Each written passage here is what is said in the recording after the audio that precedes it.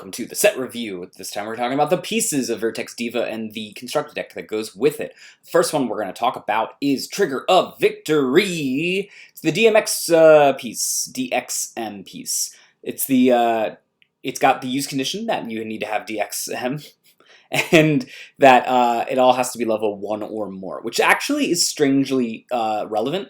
In a lot of my testing, I found that sometimes you want to pull this off early to try to put a level 1 into your trash, and you can't do that in order to get to trigger it with Machina. So it actually is strangely a little bit of a awkward timing, but you can use it early, which means that you can grab something. You can use it in combination with some of your other assists to grab stuff out of your trash, and it can be useful there. So actually the 1 enter cost is strangely relevant as well because it lets you put something in your trash. But having the ability to literally just crush one of your opponent's life cloth is awesome. It is a little bit of a strange timing though. Sometimes you want to do this during your main phase when you've put nothing out there on the field. Sometimes you want to do it when you've got things out there on the field because you need the enter resupplied to you, so the opponent might vanish something on your field for the Lifeburst. And sometimes you want to avoid it at all costs, right? Like, for example, if the opponent is playing Akufuku, this is something that you really should be doing as one of your last pushes for damage. Sometimes you also want to time this so that way when you're doing a lot of enter burn, which you do with X, less so with Deus, you're not supplying them with too much enter early on for them to work around with. So it's got weird timing. It's a little bit more of a skill testing card than you'd think of, but direct damage is always really good. This one's going to be considered a staple pretty much from on. You've also got the added benefit of being able to grab something from your trash to your hand, which again that 1 enter cost colorless can pay for, so you can grab pretty much anything at your disposal with it. And in a red deck, and black decks to an extent, that need refueling, this is an incredible way to do so. So again, it's a staple. Keep playing it. It's probably one of the best reasons to be in the team. And moving forward, because there's going to be less and less teams, X stays as a team mostly because of specifically Trigger of Victory. The next one we're going to go on to is Chime the Blessed Key. There's nothing different about Chime the Blessed Key. It's Chime the Blessed Key. It's just got new art. If you like this art better than the Ancient Surprise, great. I like Ancient Surprise better. But hey, this one's going to be foil. We're going to be talking about White Heaven next. Okay, so White Heaven is incredibly strong. It costs 3 enter, which is not a small amount, but you are the use conditions here being that you have 2 white Elrigs on your field. That's a little bit tougher than you'd expect on first glance, because it will actually stop you from most Dream Team's pieces later down the line. But the card itself is very, very powerful. It is the ability to put a Signy into the trash and a Signy into the opponent's hand. This is Enter Denial, 1, and 2, more importantly, it opens up 2 lanes, which means that in any aggressive, almost mono-white deck, you'll want to be able to play this. The cool thing is Wixoss, as time goes on, actually does have some amount of mono-white support. So you actually can play White Heaven pretty reliably and also play a little bit more mono-white. I don't know if that time is right now. I probably still would play a second color. But you can probably use MC Lion or Akino as one of your assists, and then use any center that is also white and be able to pull this off. I probably wouldn't run 2 white assists, although you could, and a different middle color center, because then you probably won't have the white to support the deck, because you'll want some amount of the other color in order to pull this off. And also, Nova's got a good assist line as well that could also help with mono white. It really depends on what you want to do, but I think Lion and Akino probably help aggression the most. And this card is aggressive. It can also be a win condition for a little bit later down the line if you're more of a mid-range deck. Anyways, this is going to be a staple. Grab it, have a couple copies of it. It's fantastic. The next one we're going to talk about here is World's Reverse. World's Reverse is an Ancient Surprise specific piece that has quite a bit of text. First off, it costs 1 enter, which does matter because you want to potentially enter charge turn 1 in order to pull this off. And it gives you the following ability, and by the way, it gives you the character, your person, right? Not your Elrig or anything, this ability, which means that it gets around a lot of various like Shadow Elrig's effect or Shadow level 2 Signies or less. During your turn, when a Signy enters the battlefield, you can do one of the following, right? And it's an auto turn 1, so it happens, this triggers on your first Signy that you're going to play every turn. 1. If the Signy that enters the field is red, you can pay colorless. If you do, vanish target Signy on your opponent's field with 8,000 or less. 2. If the Signy enters as blue, draw a card. 3.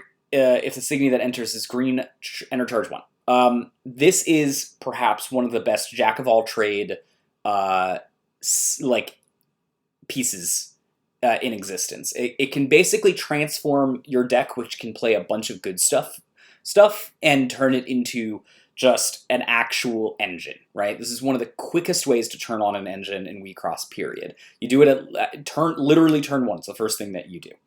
And then from here on, you get to play whatever kind of deck you want to play. The positive thing about this is it helps you against certain types of decks, right? You're going against an aggro deck and you need to race them. Okay, suddenly that first red ability is very, very on point. But if you need to find guards, that second ability is on point. Oh, the opponent's making you discard a ton, so you can't fill out a full field. Well, you do your draw 2, and then you put out a blue, and oh, you get a draw. You get your third draw. You get to put that out on the field as well. So this, and it also theoretically is better than GGG because you could constantly enter charge if that was your goal as well. So this is not obscenely powerful in terms of what it does, but it is obscenely powerful in terms of its flexibility. So this is a strong reason to play Ancient Surprise. We have no reason to play Ancient Surprise before. Now we do. I still think you'll want to either play Umir or probably the next Umir or the at 2.0. I probably wouldn't play Towel personally, but you could. And this would be a good reason to be in those types of decks. Again, remember, for the Vanish part, you are doing the vanishing, not the Signy, so that might be relevant for Shadow stuffs. And there's really nothing better than getting two triggers of Lancelot in one go. All right, what we're going to rate that one? I guess we're going to rate that one good, right? It's optimal. Like, I wouldn't necessarily say it's a staple because not every deck wants to run this. You're only going to run this for Ancient Surprise, and you are taking some amount of degrading your deck to run this because you have to do Ancient Surprise. But Summer Lives Blues, however, is going to be a staple. Spoiler. It costs 2 blue enter, and you get and you have to have the following use conditions, which is that you need 2 or more blue Elrigs on your field. You get to draw 2 cards, then you can put target Signy in your opponent's field in the bottom of their deck. Now, the reason why this is a staple is because it gives blue access to something that it does not normally have, which is removal, lane opening, in a color that does not normally get it.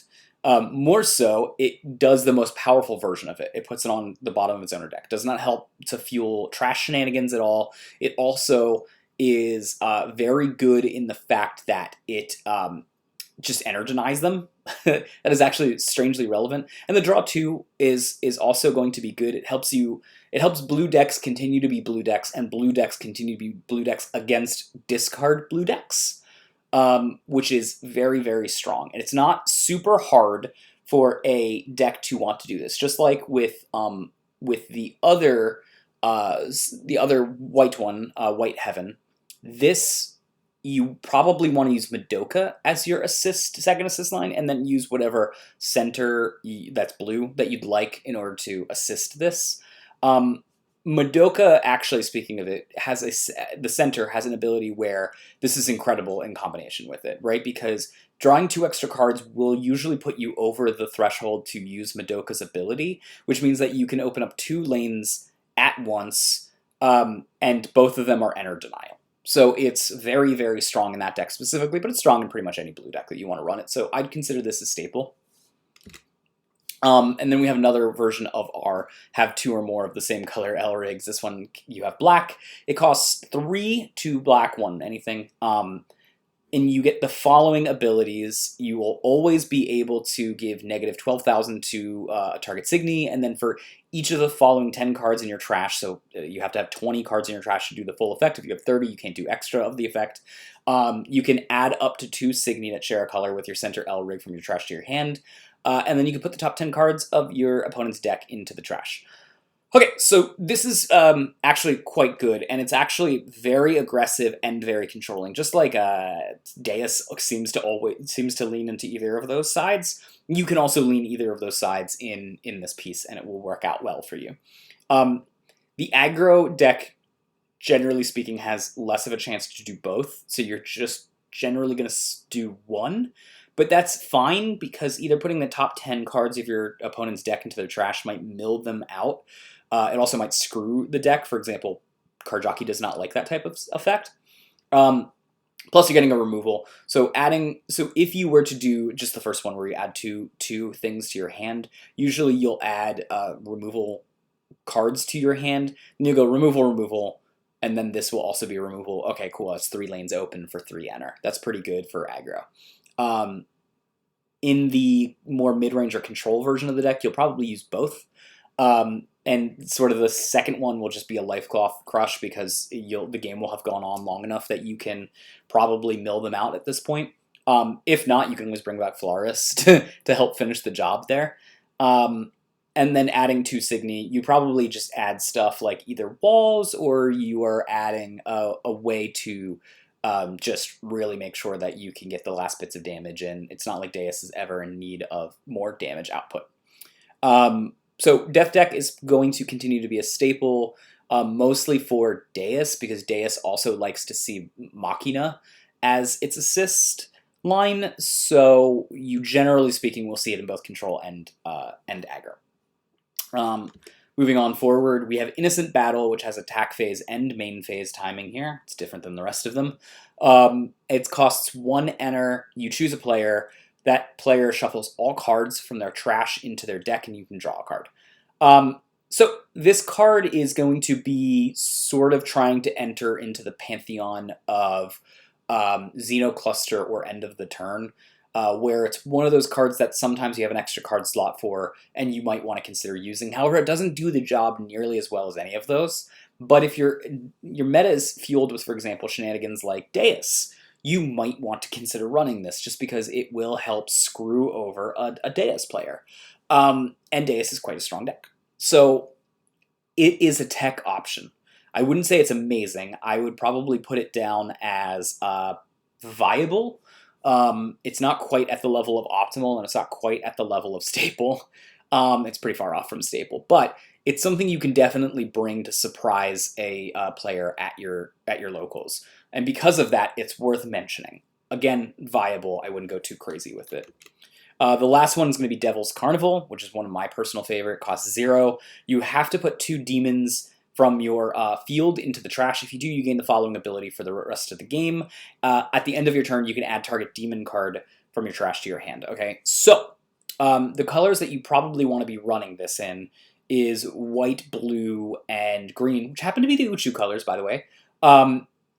And there's reasons for that. Green has a lot of demons that like self-sacrifice. They like you to sacrifice them. They get you a benefit if they do that.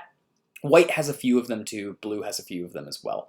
Black has a few of them as well. But green has sort of just the best one, which energizes you. It's also a level 1. You got to look for level 1s that will sacrifice. You do not care about level 2s or highers. Because your goal with this is going to be putting out level 1, put out level 1, have it sacrifice both level 1s, and then fill out your field again, which is going to be a lot of cards, right? That is literally 4 cards that you're going to need to put out. But white has specifically 2 demons that search for other cards and put them into your hand. One costs an enter, one costs nothing. I think you discard a card as well. So you can sort of control being able to get level 1s in there. So white is sort of a mandatory color in order to pull this off turn 1, because you want to pull this off turn 1 in order to have the longest benefit for it. After that, you don't care. You will never lose out on card advantage from your opponent again. You will always have card advantage from here on out. But the turn 1 is tricky and you don't want to leave lanes open. Is this card good? The answer is you have to play only demons, which are a okay tribe right now. They're not spectacular. So in that respect, no, it's not that great. But if you are looking for a consistent card advantage source, which one of weaknesses, for example, for Nova is the fact that it can be discarded out of the game rather easily, then this suddenly becomes a very viable choice for that. So the answer is viable. I don't think it'll ever pass the threshold of optimal. That's going to be really based on the back of what demons they print in the coming years. But for right now, I would put it down as viable. I'd mark it up to optimal if we get just an influx of insane demons in the right colors. Right now, demons are one of those tribes that sort of just span all of the colors, so they're less focused, but they are more trash-centric, so this is narrowed into their effects enough that you can probably see some positive stuffs happening off of this.